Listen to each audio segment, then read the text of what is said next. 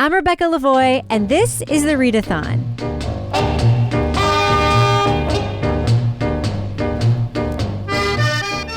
And with me is, dare I say, my favorite special guest, my regular partner in crime who isn't Kevin on this little show, Mel Barrett. Mel, do you want to remind people who you are?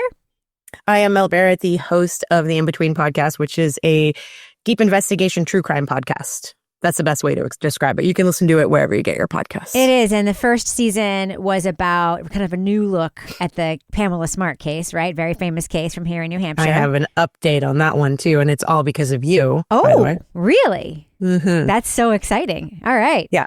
All right. So today is going to be a little bit different because I spent my day at a work retreat for the public radio station where I work. It was very kumbaya. We had an ice cream social. It was lovely.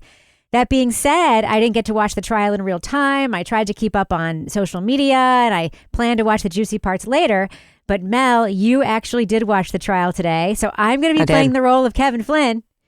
And you're going to be Rebecca Lavoie telling me all the shit I missed on the Where's your Karen Reed mustache? case today. Oh, my circle beard?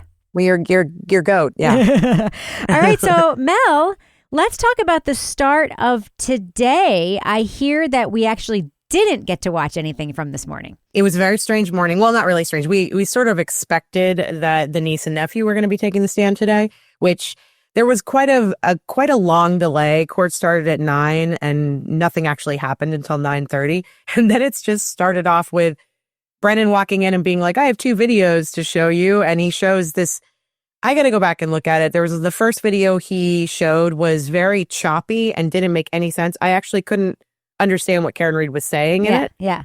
The second video he showed was about her text with Higgins and that she wasn't sure if John knew about them. I thought that was interesting. And then directly after that, like those 2 videos were shown and then the kids take the stand. So we go dark for a while. Is the clip of her talking about being unsure about the text, is that the clip where she says she thought they might break up at some point or something? Yeah. So I'm just going to tell you, my opinion is that these videos being played sort of out of nowhere, it's a weird presentation. It's very much, as we talked about in the show, like the January 6th committee, just like playing videos of like, you know, that senator dude running down the hall, Josh Hawley, after giving the fist Hawley. up. And it's very, very strange. But they haven't been, I think the one that made her look the worst was the one about the kids, even though in my mind it wasn't that bad. But like basically she's saying, I thought we might break up. Doesn't sound like a murder motive, especially if she's flirting with another guy. So I don't really get what they're trying to get at with these. I think it's all he has. And I think that it is, he's just trying to paint a picture of her as being a crazy, jealous girlfriend. Like a bitch, yeah. Yeah, who was like an evil stepmom too, which is interesting because I got a big download. I went through Christina Rex and Ted Daniels' feed today and got a pretty big download about the actual testimony that we couldn't watch. Yeah. And it's very interesting. We'll get to it in a little bit. It wasn't that bad, right? Is what I gleaned. It was kind of bad. Yeah. But there was so much good that outweighed the bad. Yeah. It sounded so normal to me being a bonus parent myself.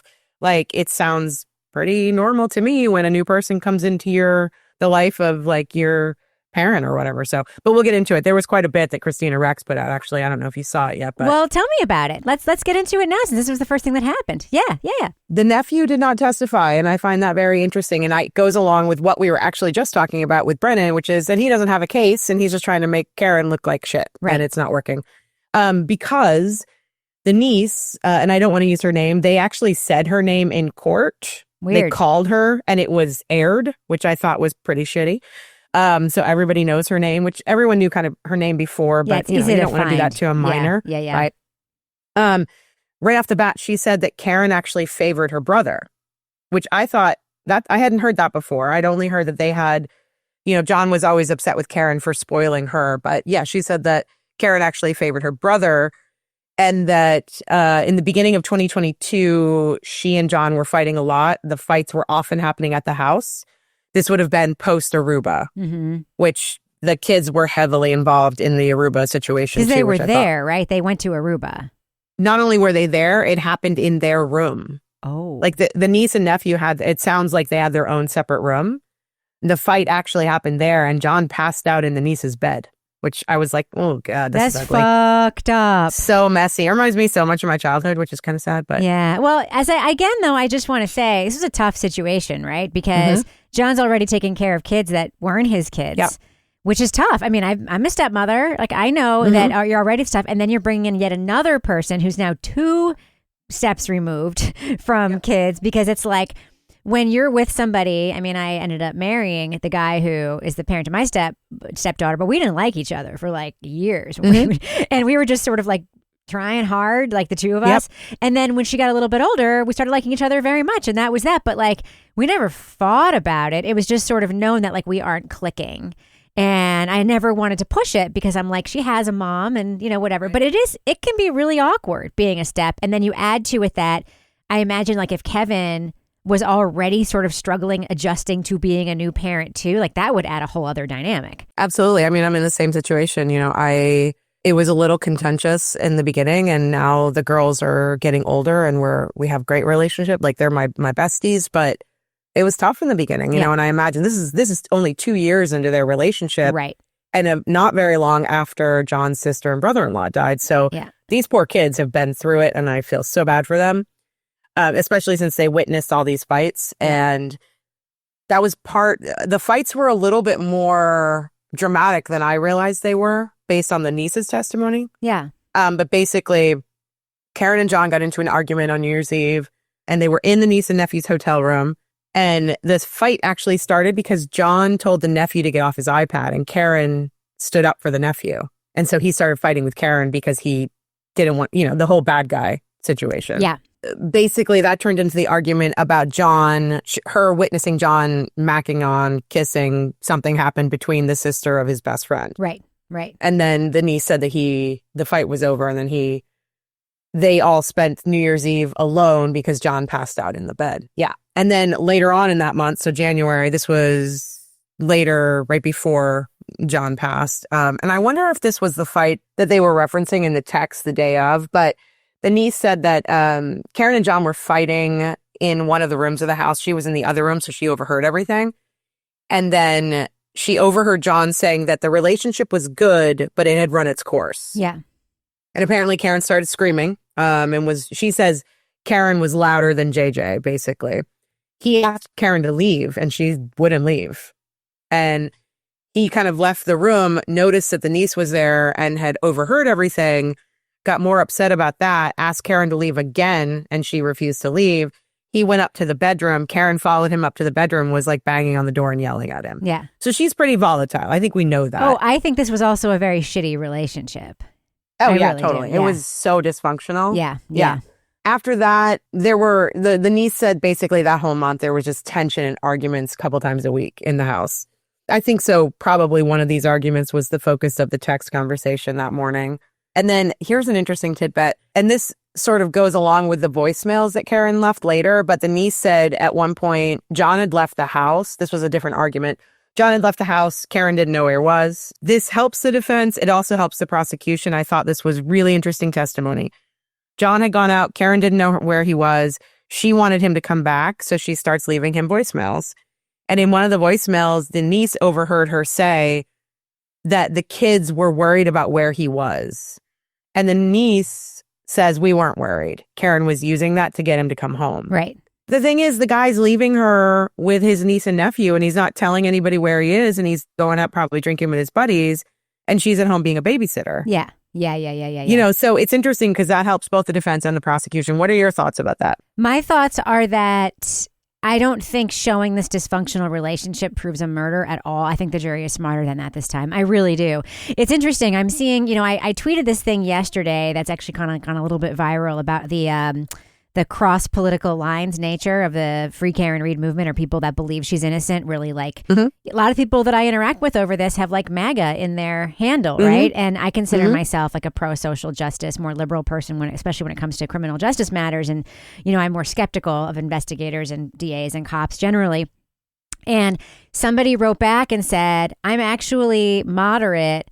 I don't think the trial should be happening because they don't have enough. I think she's guilty, but only because I've seen the new cell phone data in this trial. So there are like critical thinkers out there, and I just have to assume, because I hear all the juries taking notes and stuff, that if they're critical thinkers, I don't think a normal person looks at a shitty, volatile relationship and thinks that's going to lead to murder, especially when the woman is being painted as the more volatile one. Now, I know it happens in DV situations, but it doesn't sound like it got physical. It's just a lot of yelling, it sounds like, right? Yeah, it sounds to me like, well, first of all, I think they were both addicts. Mm-hmm. And I think that, they're both alcoholics. And I think that anytime that alcohol is the base level of a relationship or your life, that I think that you're either going to be that alcoholic that's always heightened, which I think is Karen, and then John does it to dull the pain. Yeah. So John's they're on opposite ends of the spectrum. I don't think they were right for each other from the get-go.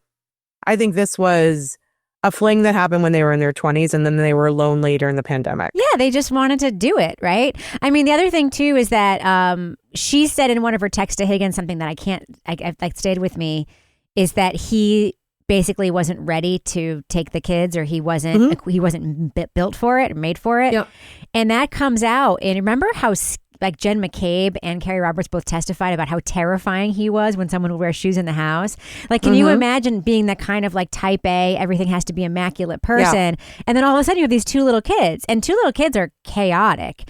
And apparently he was still like that when he died, which means, the kids were probably sort of tiptoeing around, this sort of perfectionist way of being. So it just sounds like it wasn't a great situation for like a fun love affair to be happening in any way. So anyway, that's my take. Yannetti got up and he basically asked the questions, tell me the good things about your relationship. And these were the things that I felt like really outweighed some of the bad, that Karen kind of showed up for these kids, even though she didn't want to. Or maybe she did, but, she wasn't ready for the responsibility either. But basically, she always says she didn't want kids. Remember, she said that. Yeah. Karen would take the niece to get her hair done and her nails done with her once a month. She would show up at every baseball and softball game. She planned scavenger hunts for the kids. The niece would stay at Karen's house in Mansfield all the time.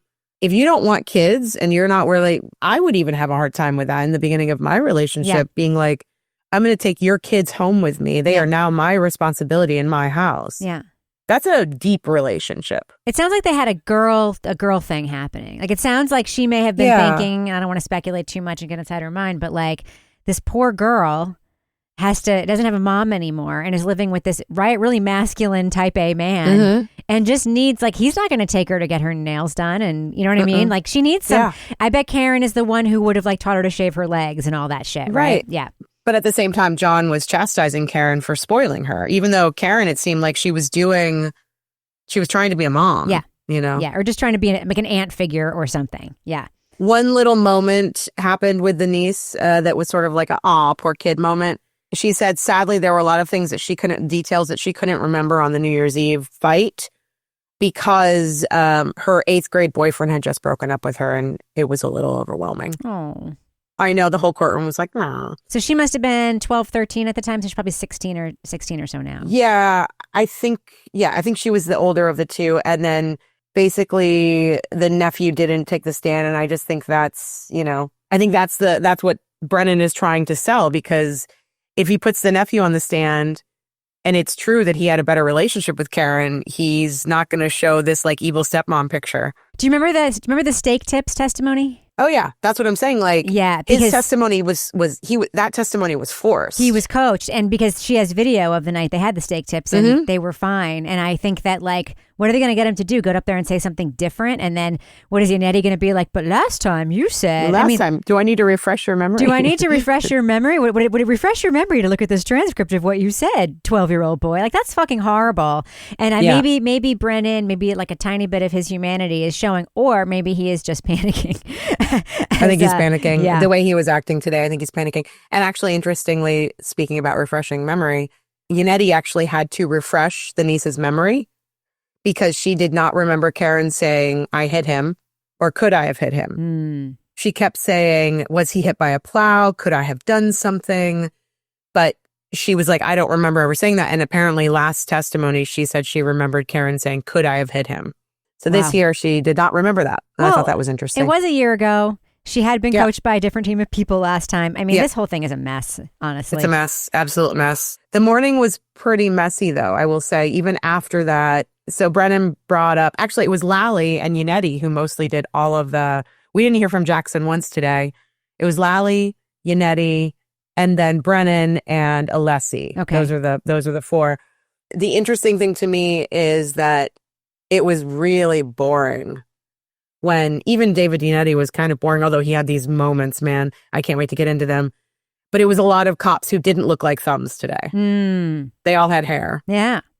All of them. Yeah. And so we basically went into the Massachusetts State Police Troopers who were there to photograph the Lexus and the scene, process, fingerprints, yada, yada.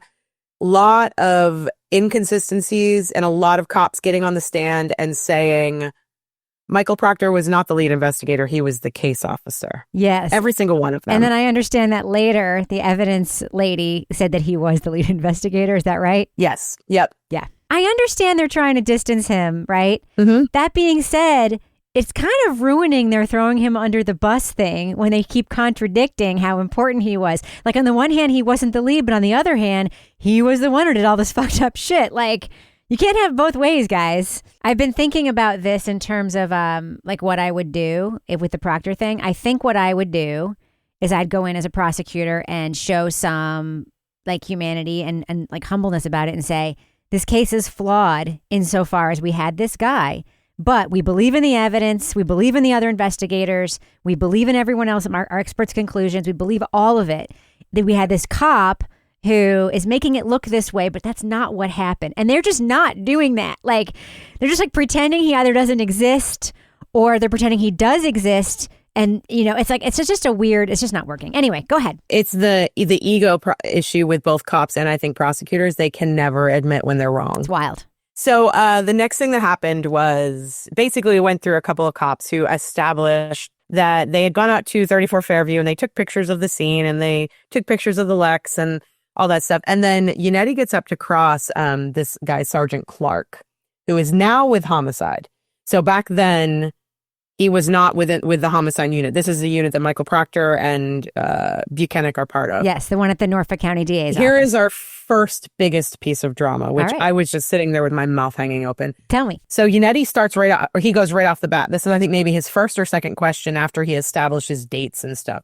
He asks Clark, so you weren't a part of this team when Tully was removed. Okay. And I mean, even before he got the word removed all the way out, I could hear Brennan and he was like, objection. And that went over like a fart in church, right? Oh, I'm sorry. It wasn't Brennan. It was Lally. Lally asked for an instruction in that moment. Bev immediately instructs the jury to completely disregard Yannetti's comment.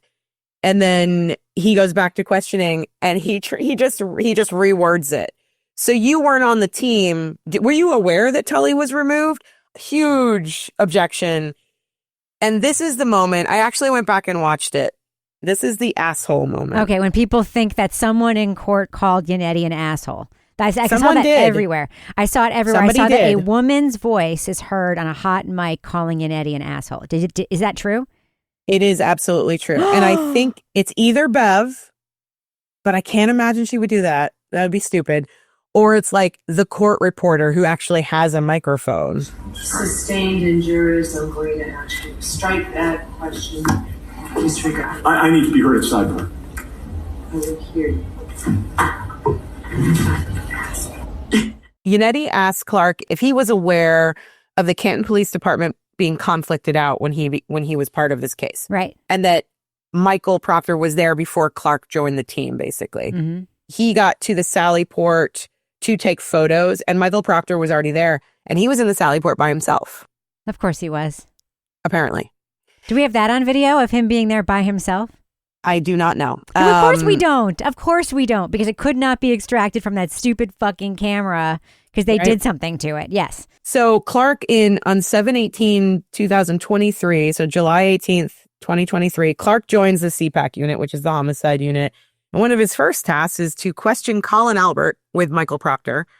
He did know that that Colin Albert was Brian Albert's nephew.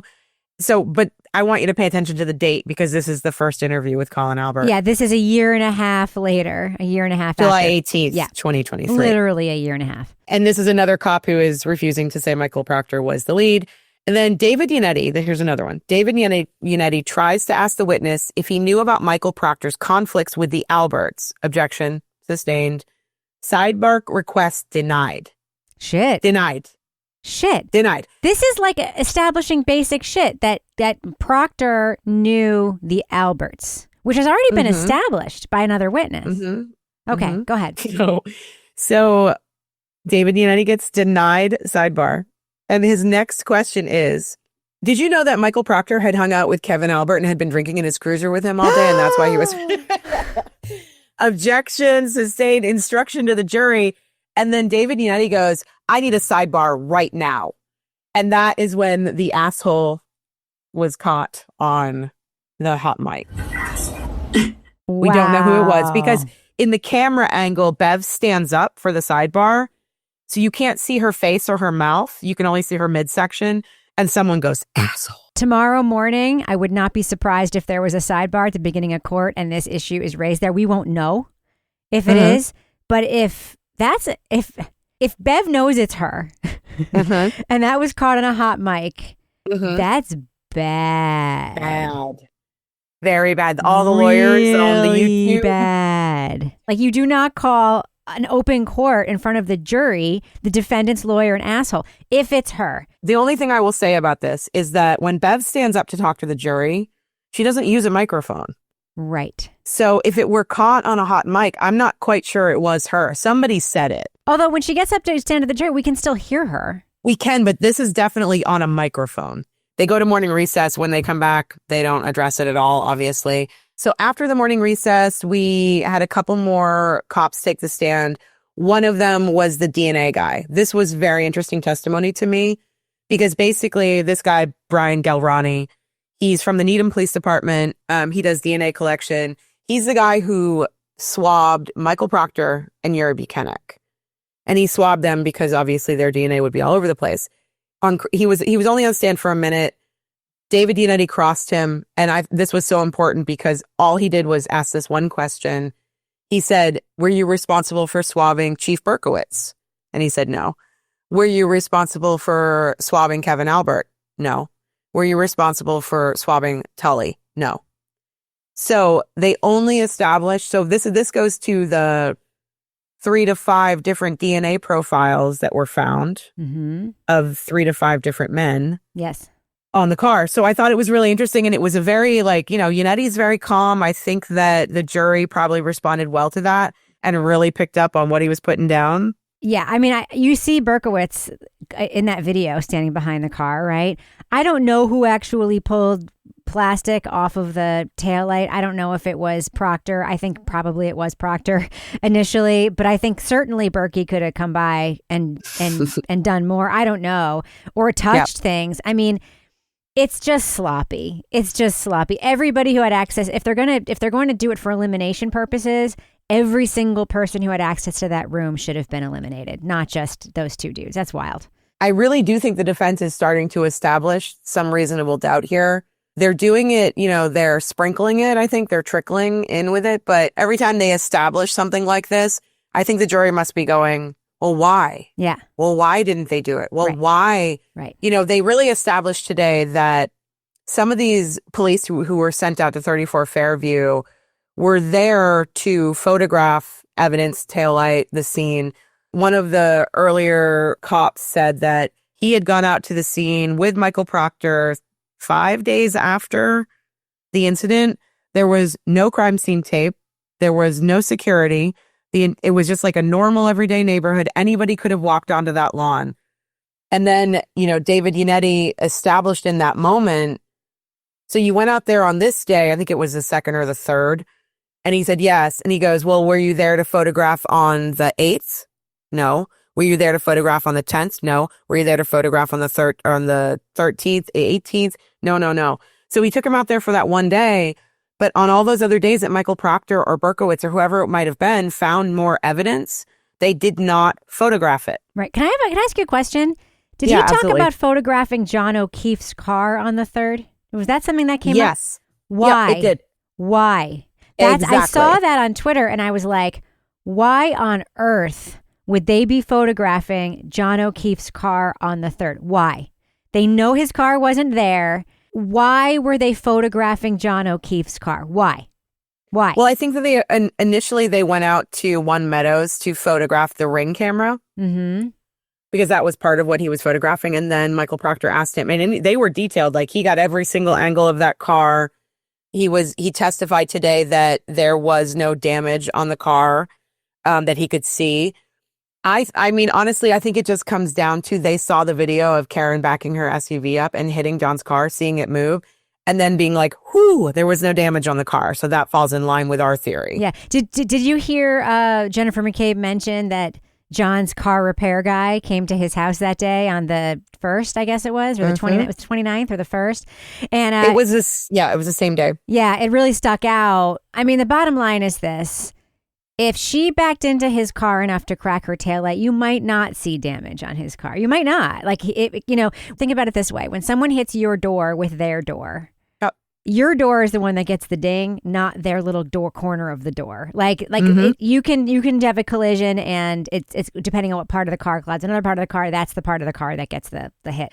There's these conspiracy theories that like they've had his car fixed or whatever. I think that's a stretch. I don't think so. But I also don't necessarily. I mean, you clear as day see her hit his car, or clear as night. She hits the car. Yeah. I don't know if that is exactly when. This is what I've been thinking. I don't know if that's when she broke the taillight. She could have. She was driving drunk all night. Yeah. She could have backed into a post at the bar. She could have. It could have happened. And that's the thing that they established. We'll get to it in a minute. But Maureen Hartnett, who is the forensic scientist who came out and did, the swabs and the hair and all this stuff, we'll get into it.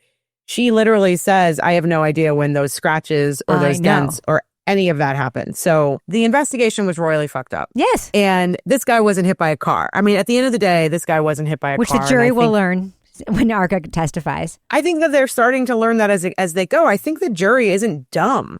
I think that, we were just talking about this. I totaled my car a few months ago. This guy, he was braking really fast. He looked up from his phone, unfortunately, and a deer ran in front of him and he just slammed on it and I rear-ended him.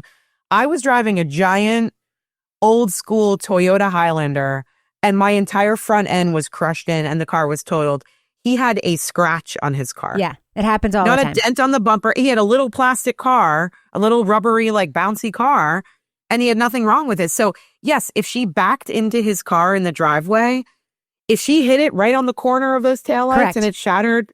But here's the thing I will say, devil's advocate, there was no taillight in the driveway. Right. That was found, that we know of. Unless they picked it up somehow. Maybe that's what's missing. Well, it could have been also plowed away. But they did, when they reconstructed the taillight, there is a piece missing from that reconstruction. A big old fucking piece right in the middle of the taillight. So that's always stuck out to me. Whatever piece they had, I mean, Karen might have picked it up and just might not remember. That taillight might be in some old purse that she already threw away. We don't know.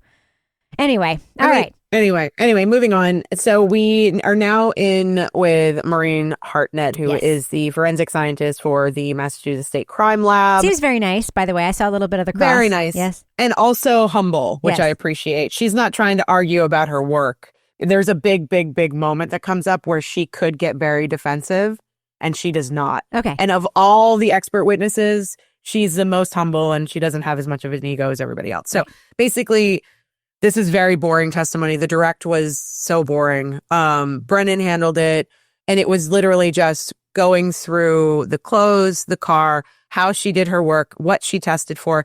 She would swab things, but she's not in charge of DNA, so she would do the swab, but she's not there to test the DNA. So a lot of what was established in last year's testimony, which is she had to have, someone from CPD help her take the taillight housing out because she couldn't get it out herself. She found a hair on the bumper. She found 2 pieces of glass, which will be very important. Not embedded, but sitting on top of the bumper, right? Resting. She says it again. They were resting on the bumper. Amazing. I just want to say, that's so freaking ridiculous. Imagine, devil's advocate, Karen Reed did get into an accident or thought she hit John O'Keefe. So her car is now at her parents' house. Do you think they all didn't come outside and look at her car at some point? They 100% did. And if there was glass on that bumper, they would have like brushed that shit off. You do not. Oh, yeah. Not in a million years would. And also, she ostensibly then drove from the scene to John's house and then to Jen McCabe's house, back to John O'Keefe's house, and then gets picked up and then to her parents' house. And then towed from her parents' house. All of these drives. And over 27 inches of snow during that time. Correct. In a snowstorm. Where do you think the glass came from? Oh, it doesn't match anything. I know it doesn't match the cocktail glass. Doesn't match the cocktail glass. So there's that. I think it just was like, I don't know. Maybe they took it from another thing and just stuck it there. I don't know. Maybe they took it from the light bulb of the Lexus. Maybe it came from the inside case, like something. But it was literally just laying on the bumper. And also the hair, the little hair that could. The magic hair. The magic hair that survived all of that, 27 inches of snow and over like 3 hours of driving all brushing, told. And brushing, car brushing. Yep. Had no root. Shut the fuck up. It had no root. There was no root. And it didn't match, if I remember correctly, there was a maternal familial DNA match. It could have come from someone in John O'Keefe's family on the maternal side, was my understanding. What color was that hair? Can you tell from the photos? I think it looks a little like dirty blondish. Gray, maybe? Maybe. Just asking. So the people who are listening who do not live in a place where it snows, the thing you do when it snows is when there's a lot of snow on your car, and they would have even done this before they put it on the tow truck because you have to be able to see, right? So like you brush off your car. You have your brush in your car. Everybody has one. You do the back windshield. You do the side windows, you do the front windshield, you do the hood. And then if you're tall enough, and it's actually illegal not to do this, I don't know if it's true in Massachusetts, but in New Hampshire, it's illegal to not clean off the top of your car. At least at some point in that period of time, even driving to her parents, she would have had to brush off the back of her car in order to be able to drive it. They show them brushing off the back of the car. Do you remember when she's leaving One Meadows with her brother and her father? Yes. And one of them, I'm not sure if it's the brother or the father, they are using their sleeve and they're doing that thing that you do to get the like light snow off the window so they can leave because they're obviously wanting to leave in a hurry. And even if it is John O'Keefe's hair, right? That could be on Karen Reed's coat. It could be literally from anywhere. Or if the cops... It could be on anybody that was there that night. Right. Yeah. Yeah. Anyway. Yeah. Okay, well, big moment happened here though. I can't wait. Tell me. This is another... The MSP is just really bad at investigations moment. So there was supposed to be this big reveal on the stand where Maureen Hartnett opens up the bag of evidence. This is like, the third time we've had evidence issues with bags? Yes. She's supposed to pull the taillight housing out and like hold it up and show it to the jury. And that's going to be the picture piece in the paper the next morning. Yeah. Yeah. So she does that. She explains it a little bit. She goes to put it back in the bag. Bev leans over and goes, "Are there other items in that bag?" And she goes, "There are other items." And Brennan goes, "No, I don't. I only want to show this one item." And Bev goes, "Sidebar." They have to go to sidebar. When they come back, this is right before they go to this. They actually go to sidebar and then go to lunch. They don't address it. When they come back from lunch, she has to go through this bag and pull all of these extra pieces that have broken off or managed to find their way into this bag somehow. And they have to now identify every single piece and show it to the jury. And I'm pretty sure Bev made him do that. Wow. And it was another moment where it was, and Maureen Hartnett was like, "I don't know what these pieces are. I don't know what these pieces are." She said some of the pieces that are in the bag were broken off from the taillight housing, but that she can't identify all of them. And Brennan has to establish that other people had access to that bag. What? Yeah. So he said that other people had access to that bag? He had to establish that. Yeah. Oh, shit. So, all right. My thoughts are, holy fucking shit, that Brennan in open court said that I didn't want to bring in other things in that. That's actually, to me, almost a bigger moment than there being other things in that bag. He cut Bev off to say it. Because if you had a different kind of witness, like say it was Buchanan, they could just say, "Oh, this is a thing in a bag and it looks like some pieces have come off this thing. So let me just show you the pieces." But the fact that his immediate thing was to say, "I only want to show this one thing," that to me is the sussest part of all. Yep. There was one more little part here too, where so basically she takes out all those smaller pieces.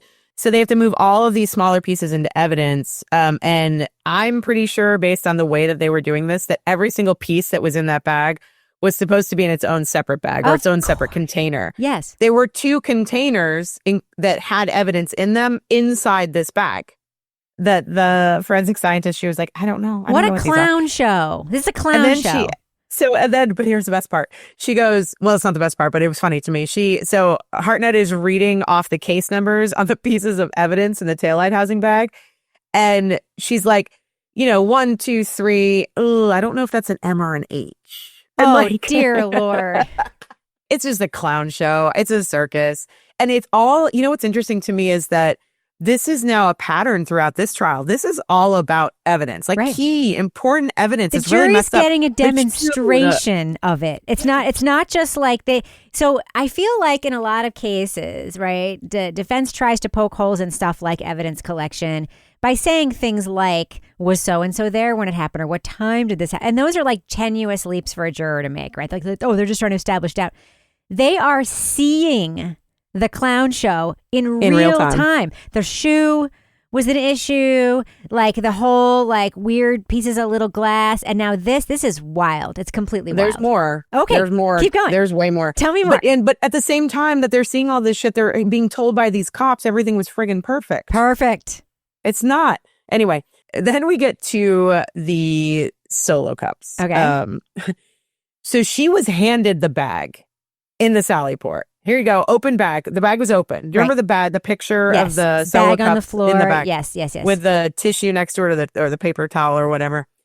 She's handed these cups. This blew my mind. And I don't know if I totally understand it, but maybe you'll help me understand it. She doesn't swab all 6 of the solo cups. She chooses 1 cup and she does 2 swabs in that 1 cup. Okay? Mm-hmm. Right? Weird. I want to bring that up now. We're going to get to it a little bit more in cross. Mm-hmm. So we'll talk about that a little bit later. Put a pin in it. And then now we move on in the direct to John's clothes. Okay. And this was really important to me again because they show a picture this time of the clothes. They don't hold up the big glass, museum screens that Yuri held up. Yeah. And in the picture of the sweatshirt, you can see the slice down the middle where they cut it off of him. Right. But on the right arm, there is a giant slash in the arm that did not come from plastic taillight pieces. Hell no. And Lally kept saying in the trial 1, he kept calling them glass. Remember that? Yeah. And he never seemed to have gotten corrected, and that made me crazy. I'm like, it's plastic. Mm-hmm. It's plastic. Okay, giant slash in the sweatshirt. But not only were there slashes, there were also several puncture. Of course there were holes that were about the size of a dog's canines. Really? Yeah. The orange shirt also had blood on it. So she tested all the blood on the sweatshirt had blood on it. The orange shirt had blood on the bottom of it. And there were also 3 brown stains of blood in like the collared area. Interesting. And I thought of you when this happened, when they looked at the pants, not one word about the pocket being ripped off the back. She talked about every single cut, hole, everything in all the pieces of clothing. Not one word about that pocket being ripped off the back. I'm fascinated by the pocket. I need to know what happened to that pocket. I need to know. No. It was either a dog going for a lunge and grabbing, or a person, or if he was dragged. Or if he lunged at Brian Higgins and was pulled back. Right. I mean, that's one way to pull somebody back too, And then if they pulled him back by his pocket and that's how he fell and hit his head, eek. Could be. Yeah. Jesus Christ. Could be. All right. So now we are moving into Cross. By Alessi. Which was a lot of fun. Yeah. It's getting late in the day now, right? From what I understand. It's very late in the day. And so going back to the red solo cups, this is one of the first things he hit on. He's like, so I want to get this straight. You took swabs from only one of the 6 cups. You did 2 swabs in 1 cup. Tell me why you did that. She said she didn't think it was significant to take any other swabs from any of the other cups based on what the reporting officer had told her about where the blood was. Which reporting officer? That would be one Michael Proctor. Yes, okay. So Alessi really establishes basically, so you weren't at the scene. You didn't see where the blood was. You are looking at a report. And she's like, oh, no, this was verbal. Of course it was.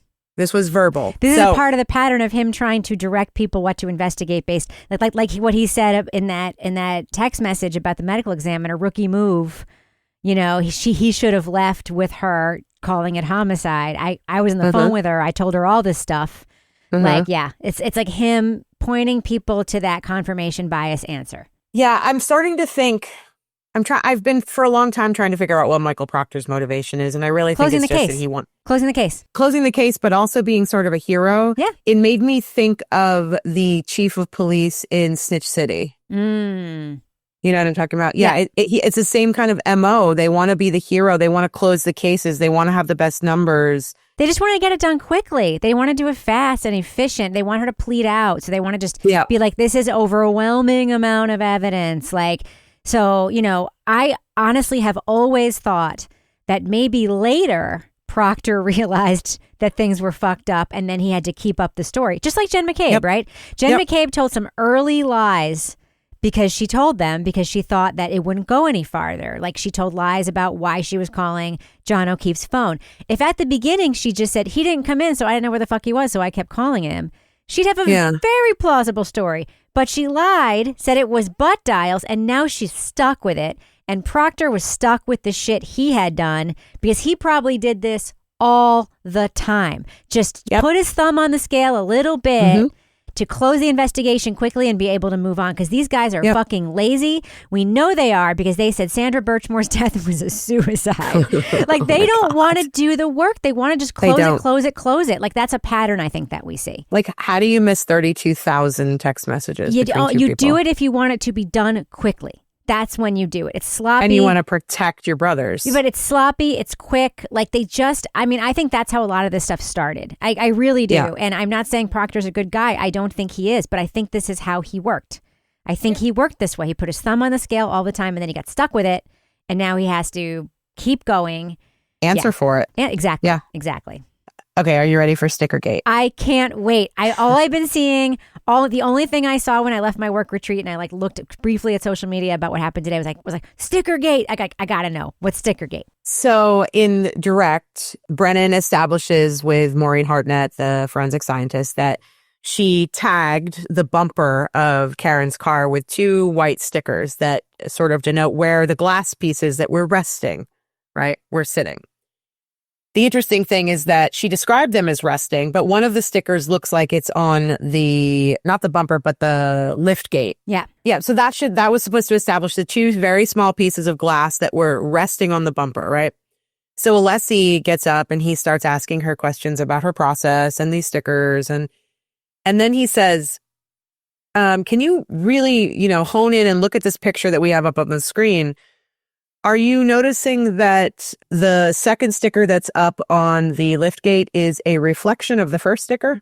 What? It is. So she basically thought when she looked at the picture there were 2 stickers, but there was only one and the other one was a reflection of the one that was on the bumper? She doubled the stickers and she doubled the glass, even though it doesn't exist. Wow. And here's how he established it. It's another flipped Sally image. Port moment. So she wrote B as in to identify the piece of glass that was on the bumper. And in the other sticker that's on the lift gate, the B is reversed because it's reflected. No shit. She does say, however, that there were 2 pieces of glass collected. Okay. But none of the glass was embedded. They were just resting on the bumper. Oh, there were not 2. Goodness. Where are those 2 pieces of glass? That's my next question. This is where I said she was very humble. She said, yeah, that could be, it looks like it might be a reflection, but I collected 2 pieces. So maybe I just tagged it wrong on the car. Wow. The part I saw had to do with a piece of hair, and it was sort of a similar situation. Did you get to the hair part? So she tagged the hair as well. I don't remember it being as much of a big deal as this reflected. Yeah. What I saw was he zoomed way in on the sticker, and there was one picture of the straight back of the car and another picture of the car from a slight angle. But despite the fact that there are different angles, it looks like the hair has moved from one position to another position. Yeah. And he's like, what I saw him ask her was, so in your experience, when a photographer takes a photo, can the hair move? And she was like, not in my experience, no. So, but the Stickergate especially thing, not this hair if it lasted that whole entire drive and all that. the sticker thing is wild. I also saw her say that she reviewed a video of photography happening or the collection. And first of all, it almost sounded like, wait, you reviewed a video? When did you see that video? Like, do we have that video? Like, that was kind of made me wonder that. But also, when I say we, I mean is the defense. He was thinking the defense team have it. I wasn't saying, do I have the video? Of course I don't. That was actually an interesting moment because Alessi kind of pushed her on that and was like, what video? And then he goes, oh, you established that in direct, didn't you? And she said, yes, we did. And so he was like, oh, okay, moving on. Yeah. It was just something that he missed, but yeah.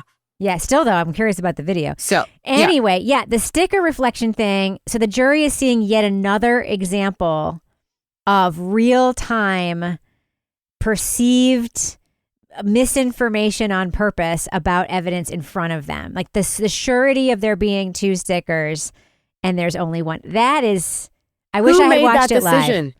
Who made that decision? I think it's just sloppy. I think so much of this is just sloppy. Like, how are you not seeing it though? Because they're not looking. They're like this. The jury's just gonna know she was drunk. She said bias. This. Blah blah blah. And Brennan probably didn't even realize it wasn't 2 stickers. But that's my point. It's got to be confirmation bias because it helps their case if there are 2 stickers. One of my favorite things that Yuri Buchanan said on the stand, he testified under cross that if he had new information today, he would take it under consideration. Bullshit. No, he's getting new information today. I know. It's like it's happening in real time, buddy. It's happening. Why are you still investigating?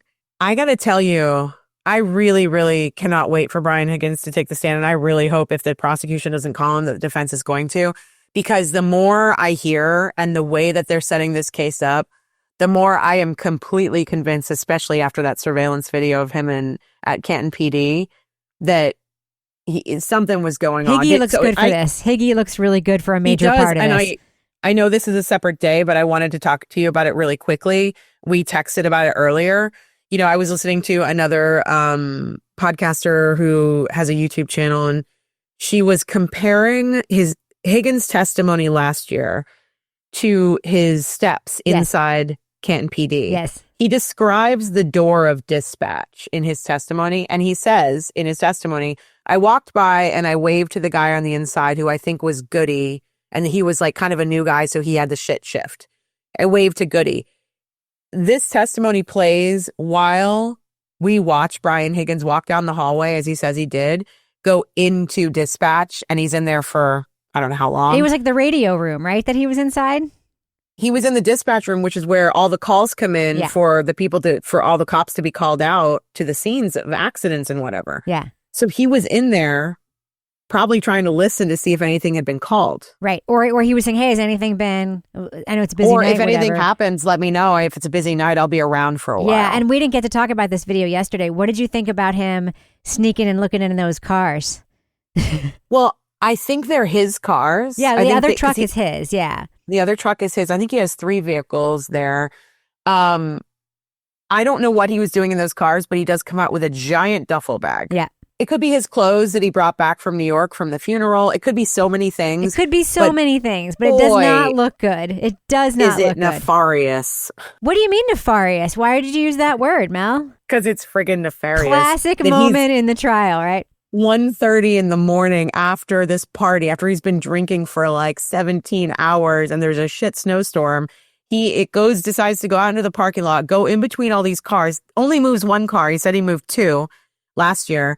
And then he's calling somebody when he said he didn't make any phone calls, and he's sneaking in to talk to the dude in dispatch. And then he's hanging out in his office. What the frig is this guy doing? Kevin from Southie.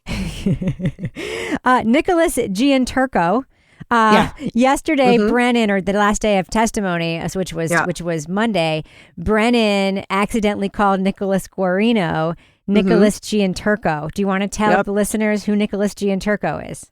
Nicholas Gianturco was a dirty FBI agent who was working very closely with Whitey Bulger. Yes. So Brennan slipped up and dipped back into his Whitey Bulger trial days during the Karen Reed trial. So funny. It's just a funny moment of like where his head has been living all this time. Oh, right? yeah. Oh That's my what he's got. goodness. So I do get the impression from watching the end of the day, just the last few minutes, that the cross-examination of this witness is going to continue tomorrow. Alessi is good. He's so good. Yeah. He's so good. I want to know, how close are we to Them resting their the case. prosecution resting? I don't know. I mean, I'll tell you who we haven't heard from yet that we heard we were going to hear from. We haven't heard from their neurologist yet. And we haven't heard from this new crash reconstructionist, and we haven't heard from this new car data person down in Texas that they drove the fucking car, brought the car to Texas, and then it's like, but we need to be there to watch the whole thing. It was very expensive or whatever. We haven't heard from whoever that is. So we still have a few people we haven't heard from that we've been promised we would hear from. Oh, Trooper Paul was invoked today. Oh, Trooper Paul. Trooper. I forgot to mention that. I love Trooper Paul. It was so silly. He was out in the outside of the Sallyport, probably doing donuts in the Lexus. I don't know. He was testing the braking and reversing functions. And so one of the cops that was there to photograph the Lexus, he was like, hey, can you come over here and record this? It was like a leaf blower moment. But I keep calling him Tommy Boy. Tommy Boy was like, come over here and record this, buddy. Record this. Oh and so the guy had to go over and like video him braking and accelerating. Watch me do some physics. What's this? I'm going to do some figure eights. I'm going to do some physics and some donuts. So a quick question for you, Paul O'Keefe.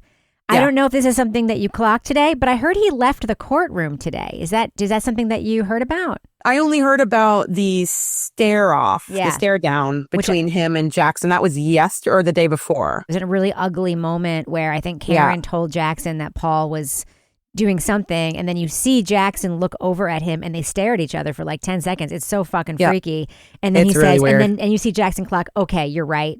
And then he calls for a sidebar or whatever. But I did hear that Paul O'Keefe left the courtroom today. He left the courthouse today before testimony was over, which is very unusual. Well, I mean, how much more is she going to allow? I mean, allowing Brian Albert to sit in the box and stare at the jury last year, and now you've got the victim's brother just like harassing I mean, it's so funny to me that they are going so hard against the people who they are saying are witness intimidation, blah, blah, blah, with like Aiden Carney and, all these other people. And you've got a guy sitting in the courtroom doing it in front of the judge. Correct.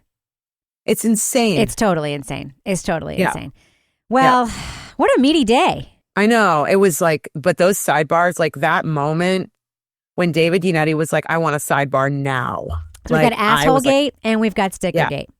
Asshole-gate and Stickergate and more, fucked up evidence collection gate. Well, you know what I don't have tomorrow? I don't have a work retreat. So I will be able to have the trial on while I'm doing my other business, as I sometimes do. People ask, like, how are you doing this? I'm like, well, first of all, I have a partner who has been wonderfully taking notes in the same document in which I take notes because she's also watching the damn trial. B, I can, because I have ADHD, I usually watch soaps during the day while I'm doing my work. I can just have this on in the background too while I'm doing my work. That's how I work too. Yep, I usually have like a podcast or a trial going on while I'm editing or taking notes or work. I have like 2 or 3 different things happening. Yeah, same. That's how my brain works. Same. All right. Well, tomorrow's going to be a day. I know we'll be texting about it. I don't know when we'll talk in the podcast again. I hope it's very soon because you are amazing. Me too. Mel Barrett, thank you so much for giving me the download on day 15. Yeah, still I no had murder big stuff. shoes to fill. I'm not sure. Still no murder stuff. Still no murder stuff. Still no murder stuff. There's the picture of the arm and the slices and the punctures. But in how the did shirt. how did he allegedly die? We have not heard a word about that, and you got to be wondering. I think that's what Brennan thinks. That's his biggest piece, and so he's going to save it for the end. This is how the murder happened. We'll see. All right, we'll see. And then it's going to be squashed by the defense. Yeah. All right. Well, Mel, we will talk and have a wonderful night. Thank you so much for coming on the podcast. Yeah. We'll see ya.